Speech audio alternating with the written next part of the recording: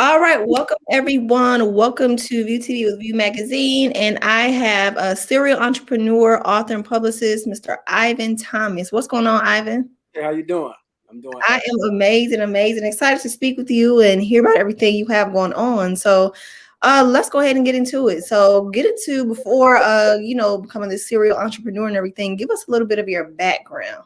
okay. Well, I was born in Washington, D.C., but grew up the majority of my life in the Chicago area.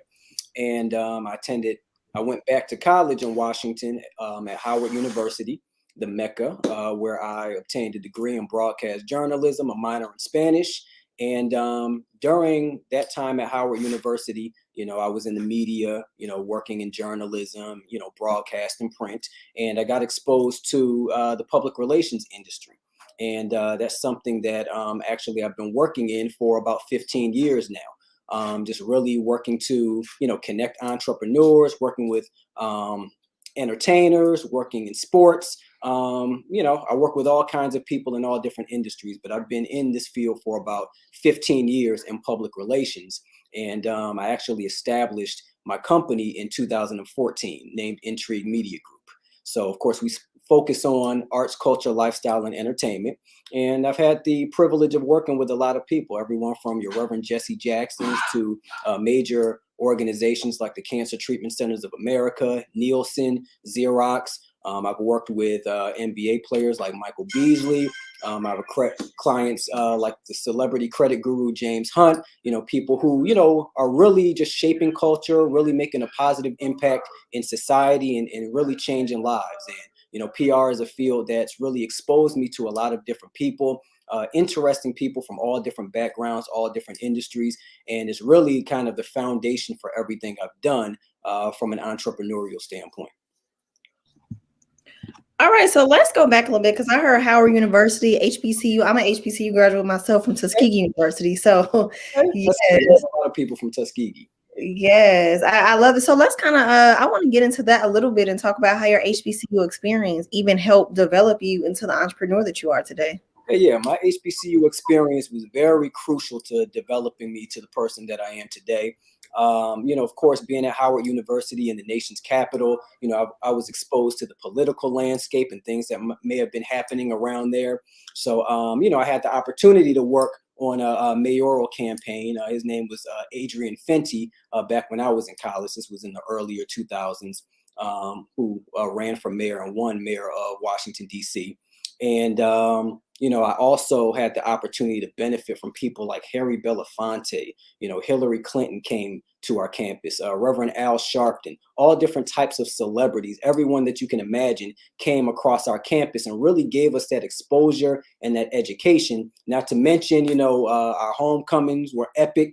Of course, with COVID, things have slowed down a little bit, but Howard's always been known for having an epic homecoming. And really just the education that I got there, being an HBCU, lots of people still don't recognize just how vast the African diaspora is. So, being someone who grew up in the Chicago area, but meeting people from Trinidad and Tobago, meeting people from Amsterdam, from Brazil, from Compton, wherever, Harlem, all these different people, Toronto, you name it. There were people from all over the world who went to our school. And even though it's an HBCU, you still learn a lot. You become more cultured. You become more well-rounded as an individual. And not only do you learn a lot about your history, with me being a Black American, but also learning about how the whole diaspora ties into your overall experience. And that was something that I really, valued from Howard. I go to all the Caribbean parties and events, and there were African events. I had a lot of Nigerian friends. So, it's just, that's one of those experiences that can never be duplicated. And it really just, helped me to become the individual that I am today. Yes, and I've heard about Howard's homecomings. I haven't made my way to Howard yet, but I definitely have to get up there Yeah. next year. Okay, so jumping back into your entrepreneurial experience, so you develop, everything. You kind of got a little bit of your start at Howard, and you're working for so many of these different companies, and you say you worked on was like developing and the public relations side, correct? Yeah, PR, just really creating opportunities for, entrepreneurs, for social justice leaders, people in, the healthcare arena, entertainment.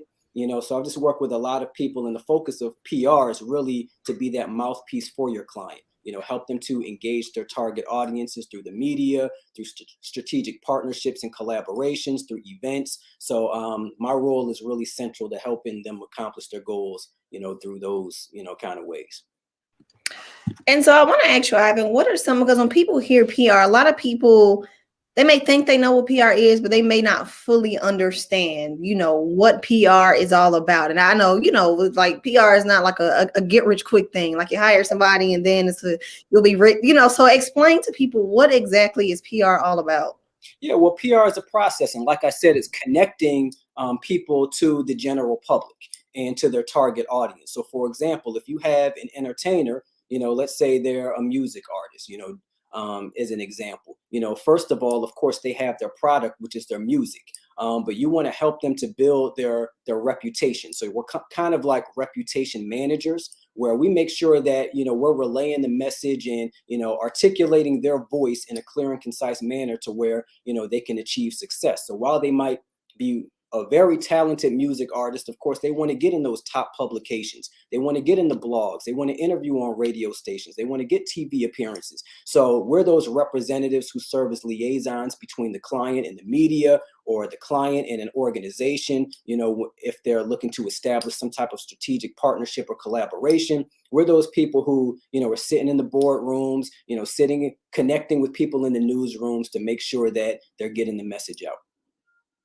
And really, PR is about helping to establish credibility. So of course, you might have social media, you might have people with 100,000, 500,000, even 1 million followers, and they might be, really popular on social media, but there's still that credibility aspect that they don't have. When you have media outlets who truly care about what you do, and they're like, hey, I want to cover you, I would like to interview you, that sends a more powerful message to the public that, hey, this is really a force to be reckoned with. They're not just some fly-by-night type of, craze, or, for lack of a better word, just kind of like somebody who has their 15 minutes of fame, because we all see people who have a ton of followers on social media. So lots of people think that, that's the most important thing, making sure that they look good and taking the fly pictures on social media and getting the followers. But the ones who really get the respect, like when you want to make major vertical moves as a professional, especially to leverage opportunities for business, you want to make sure that you tap into public relations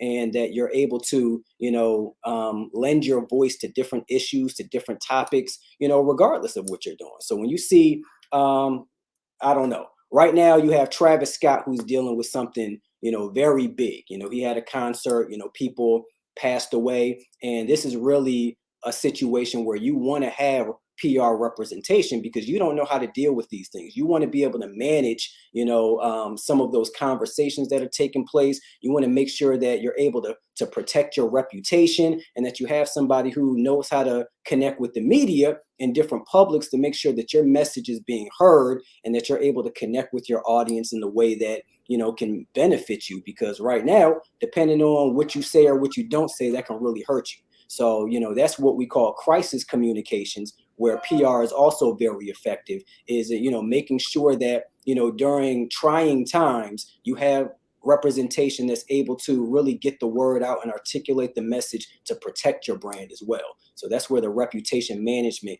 comes into play. And somebody like Travis Scott definitely needs that right now.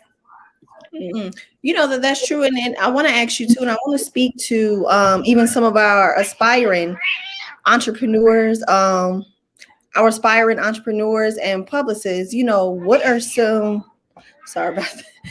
What are some things like, is it, can anybody be a PR? Like, is it one of those things, how people, they feel like, okay, I can just, oh, he's doing PR. Is it one of those things that you can just, one day wake up and say, I want to be a PR, I want to represent people? Are there like certain skills, I'm sure, that it really takes to certain skills? I mean, I'll give you an example. Look at the media, for example, right? You have people who literally have gone to school for journalism. They know all the ins and outs about how to truly write, news stories. But then, the phenomenon of blogging has come about. And you got a lot of people who have zero media background at all. They're just like, hey, I like music or I like entertainment, and they start blogs. And to a degree, you can tell the difference between, reporters who work for the, Associated Press or for the New York Times or for the Huffington Post and a blog. The skill sets are different. That doesn't mean you can't be successful if you don't go through the work. But, when you consider people who got their master's degrees and their PhDs in media, and they're competing with people who don't have those skills, you can tell the difference. So it's similar in the PR field. You got a lot of people who say, hey, I want to be a publicist. They might be connected to somebody. They grew up with a TI or they grew up with a music artist, and they decide that, hey, I'm going to be your publicist. If you're connected like that, you may be able to get in the door, and naturally you'll get some connections. But PR is really, it's a skill. So you have to be a people person. You have to be able to navigate different types of environments. You have to be able to make connections. You have to be a dot connector. And then it also helps when you're very, skilled and savvy with navigating newsrooms and having conversations with members of the media, members of the general public. Those are skills that you have to acquire. You have to be a great communicator. And then finally, having sound writing skills is very important. So I do notice some people who have ventured into PR and they don't really have those skills, and they might have trouble. So you definitely want to do your homework. It's not necessarily something that you have to go to college for per se, but you definitely want to make sure that you have an understanding of the media. You definitely have become an expert in the industries that you want to focus on, kind of your niche areas. And then, of course, you want to get out there networking and making connections, because that's what people are going to come to you for. They want to know who you're connected to. They want to know the media outlets that you have relationships with, so that if they do, retain you for your services, they know that you can plug them in and secure articles and secure interviews with these different outlets. So it does take some work. Yes, I love that. And before we get into what Defy Gravity is about, I want to ask you, because of course, with being an entrepreneur and a serial entrepreneur at that, there's a lot of obstacles and a lot of things that you have to go through. So how do you really just stay motivated and really overcome like the things that come your way? Like, how do you really just keep going in this entrepreneurial lifestyle? Yeah, absolutely. Well, you have to have what I refer to as tunnel vision. When you're starting a business, you're going to have people who don't believe in you. You're going to have the doubters, the naysayers, the people who don't want to support you. So one of the main things that a lot of entrepreneurs struggle with is that they don't necessarily get the support from their friends or family the way that they initially anticipated. So that's something that many entrepreneurs have to navigate through. And then on top of that, there's always peaks and valleys. So you're going to go through periods of time where you might do the work and a client flakes on you. They don't pay the money. Or lots of times when you're trying to just get started and bring in money, you might be working for far less than you deserve. So really, it's a learning experience, and you want to continue to make sure that you weather the storm and don't give up, because lots of the losses or the perceived losses are actually lessons that will show you how to more effectively conduct your business, that will show you how to work with different types of people, show you how to look for, situations that might not be advantageous for your career.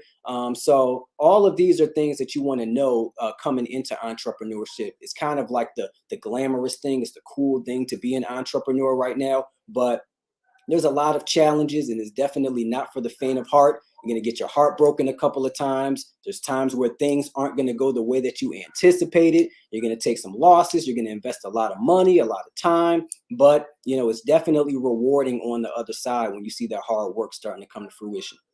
Yes, I love that, because like you say, and I think especially too, like over the past years since the whole pandemic has been going on, it's a lot of people who've been wanting to jump into entrepreneurship, and there's nothing wrong with that. But like you say, it's so glorified. At least I think, like on social media, people think that it's just like almost like a get rich quick thing. I want to quit my job and start a business, and the next month it's just and it's just not so much more that goes into it. So there's nothing wrong with that. The pandemic really spurred a lot of things. Actually, Defy Gravity, my platform and my book, came through my experiences dealing with COVID. And it's about overcoming obstacles. So, really a lot of businesses actually arise through trying times. When I started my first company, Intrigue Media Group, I was angry, I was frustrated. I wasn't making the money that I wanted to make. And I knew that I had a greater purpose. And I was like, what am I here for? I'm not doing what I truly enjoy. I don't feel like, I'm really tapping into my gifts. So I decided that, if I really wanted to make the kind of money that I desire to make, if I really want to make the impact and be able to tap into my purpose and do something that I know I should be doing, I need to start my own company. So lots of times the adversity, the trials and tribulations, cause you to be extra creative. You get desperate. And that's when you really figure out what you're made of. So there's nothing wrong with, starting a business through the pandemic, because, hey, people got furloughed, people got laid off from their jobs. So if you're a forceful individual who is like, hey, I'm not just going to lie down and let COVID take me out. I'm going to find a way to make it happen. I'm going to tap into some of these skills that maybe I was unable to utilize at my job. So I think that that's a beautiful thing, but it's important not to lose sight of the fact that it ain't no walk in the park. And that, there are some people who started a business, and they made $1 million the first year. There's people who launched, beauty lines, and in the first 24 hours they made $1 million. It has happened, but just like 80% of small businesses fail in the first 5 years. So you can't go into it just assuming that it's going to be everything is just going to take off. You really have to, have a plan. You have to be strategic, and you got to understand that it's something you got to be in for the long haul. That's facts. That's facts. And going into that, let's get into your book, the Defy Gravity, and what the platform is all about. Yeah. So let me show that. Defy Gravity. So it's called Defy Gravity, Unleashing Your Greatness Within. And Defy Gravity, pretty much the message is that we all go through trials and tribulations. We all go through adversity in our lives. It could be circumstances. There could be, our self-limiting beliefs, doubt, haters, all of those negative things that are holding us from taking off and launching into our ultimate level of potential. So Defy Gravity is about helping people to weather the storm, to overcome the adversity, to adopt a success mindset, and to take off and recognize that each and every one of us on this planet was assigned with a specific purpose. We have gifts, and we can all be great in our own way. So the book kind of shows my entrepreneurial journey, how I overcame some of my doubts and my insecurities to really chart my course to launching multiple businesses, to speaking around the world, and to really making an impact and finally tapping into my purpose so that I really know why I'm here now. And I think a lot of other people are still kind of searching. They're working those jobs that they're not passionate about. They're just working for the paycheck. Or, there's that stay-at-home mom, who's taking care of her husband and the kids, and she's been unable to kind of tap into her purpose and her potential. She's feeling unfulfilled. Really, I want to motivate these people. I want to inspire these people to recognize that, if they look within, lots of the things that they need to really live the type of life that they desire to live is already within them. They just have to identify it, and they need to tap into it, and they can take off and defy gravity.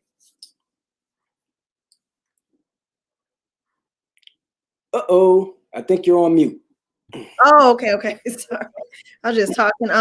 So what are just a few pieces of advice or tips that you have for, like you say, the mom that's at home and the people that are just trying to figure out what their purpose is, and really, even if they're going through transitions, really just figuring out who they are and what they were put here to do?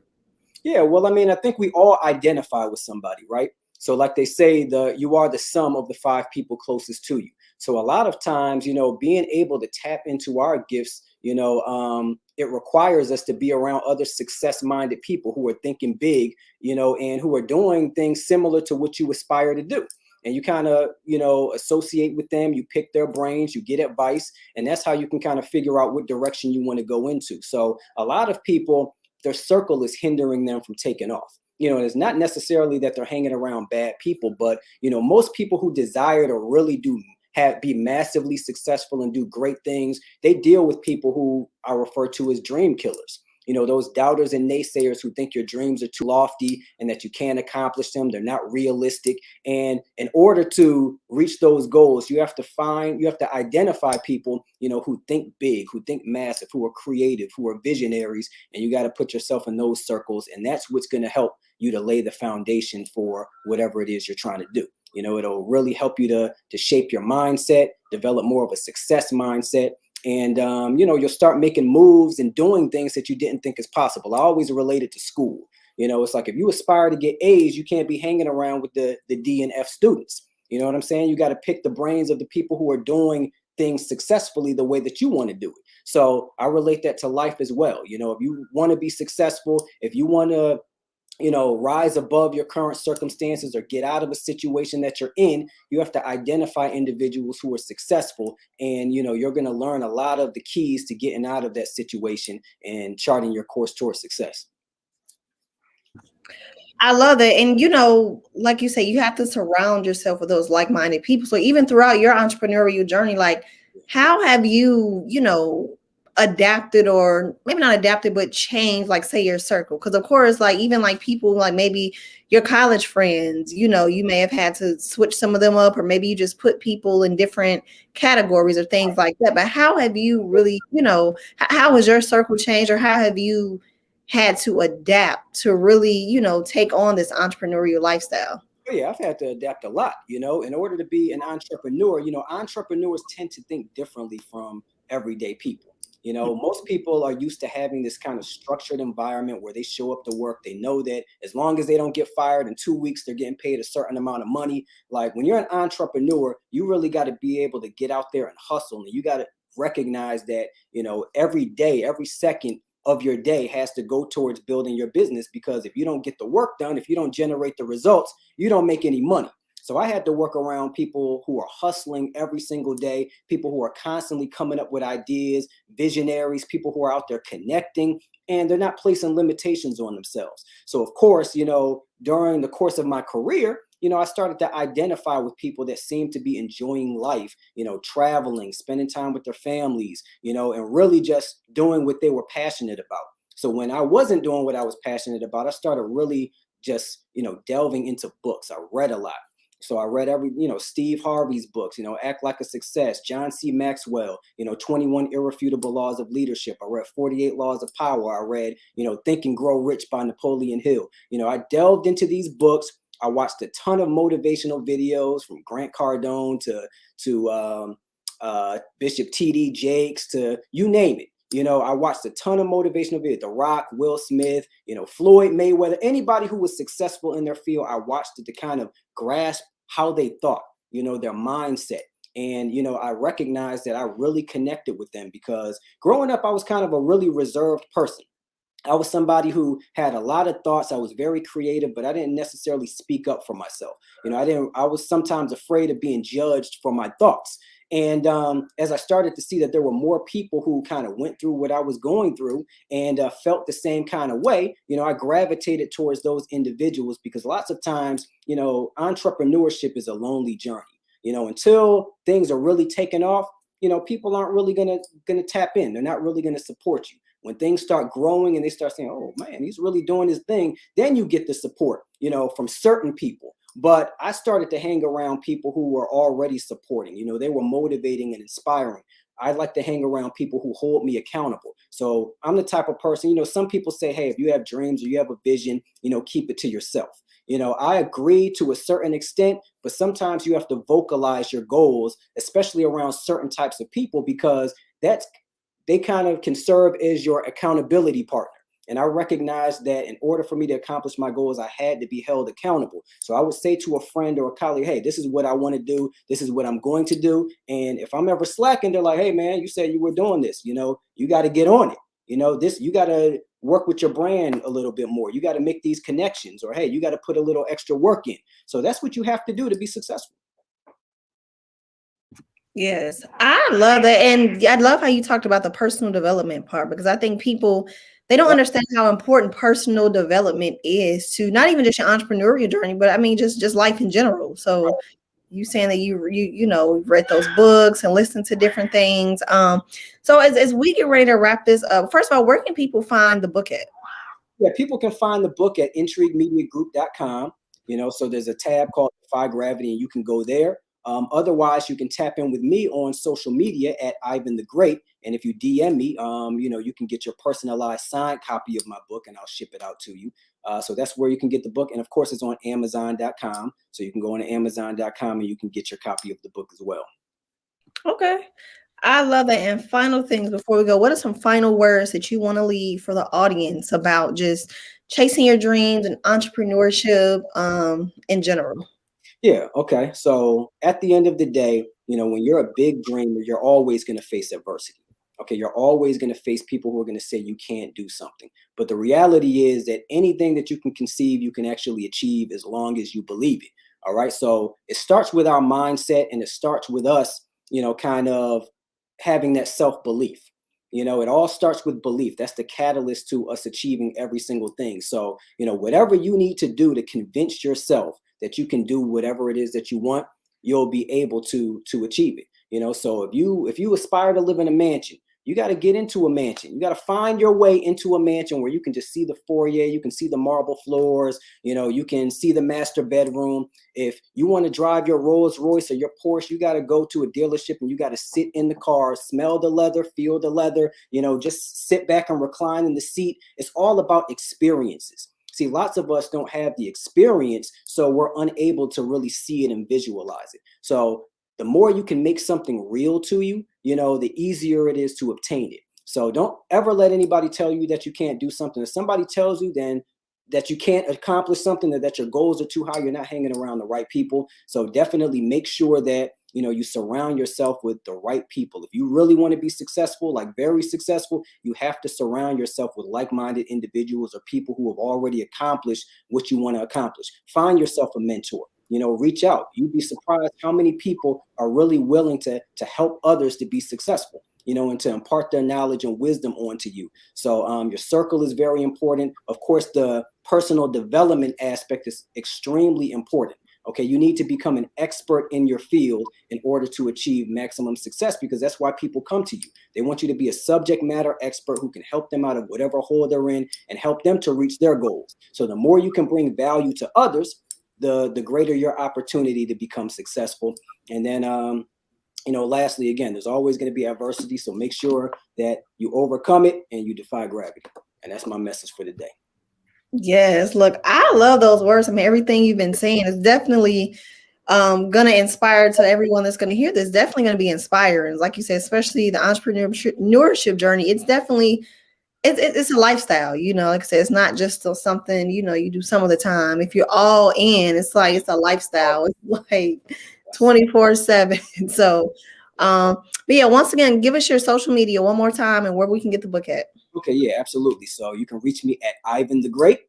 So it's actually IVANTH 3 great. So it's Ivan the Great, but there's a 3 in there.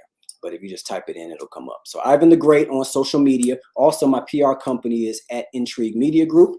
And you can find the book on Amazon.com. You can also find the book at IntrigueMediaGroup.com, or you can simply DM me and let me know that you want your personalized signed copy, and I'll get that out to you. All right. Well, thank you so much, Ivan. Thank you. Battling with the cat in the background. But thank you so much. All right, let me go ahead.